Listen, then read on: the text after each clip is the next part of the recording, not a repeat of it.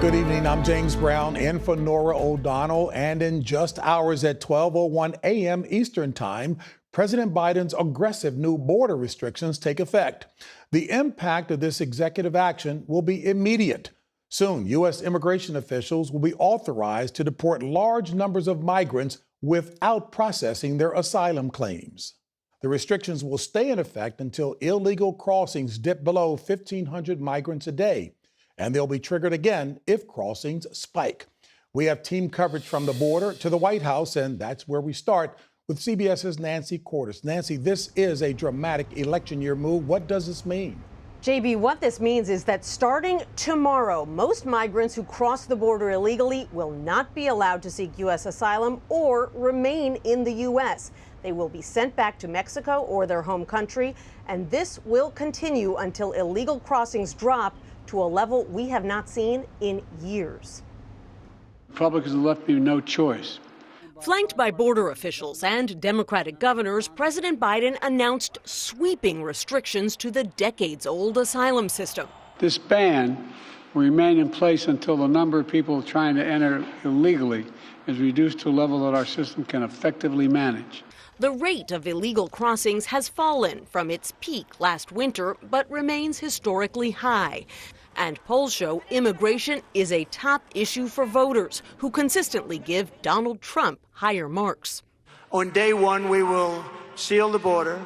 But progressives in Congress argued that today's move by Biden undermined American values and abandoned people fleeing violence and unstable conditions, while Republicans who have urged Biden to take executive action slammed him today for doing just that.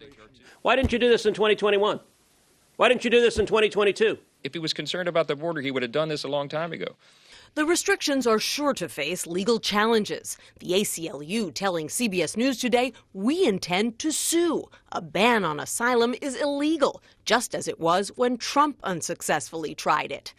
Biden insisted his approach is more humane than Trump's. I'll never separate children from their families at the border. I will not ban people from this country because of their religious beliefs. My colleague, Lilia Luciano, is at the border near Tucson, Arizona, one of the busiest sectors for migrant crossings this year. We've just crossed into Nogales, Mexico, to hear about what this executive order means for folks on this side of the border. I think it's devastating news. Joanna Williams runs the Kino Border Initiative, serving migrants in Nogales, Mexico. Well, what's been interesting in the last several months is it actually hasn't been that busy. Here, and in this sector, the numbers have been going down. The timing of this order is therefore purely political. Last year. You've been here since October of last year.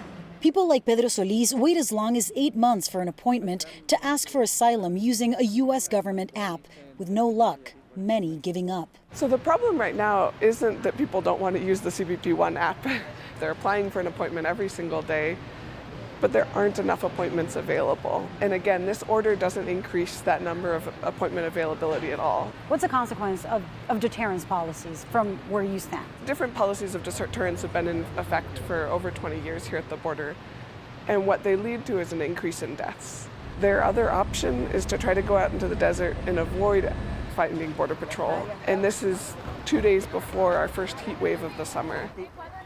And today, Arizona lawmakers passed a proposal to ask voters on November whether to make crossing unlawfully from Mexico into the state a state crime. JB? Lilia Luciano and Nancy Cordes, thank you so much.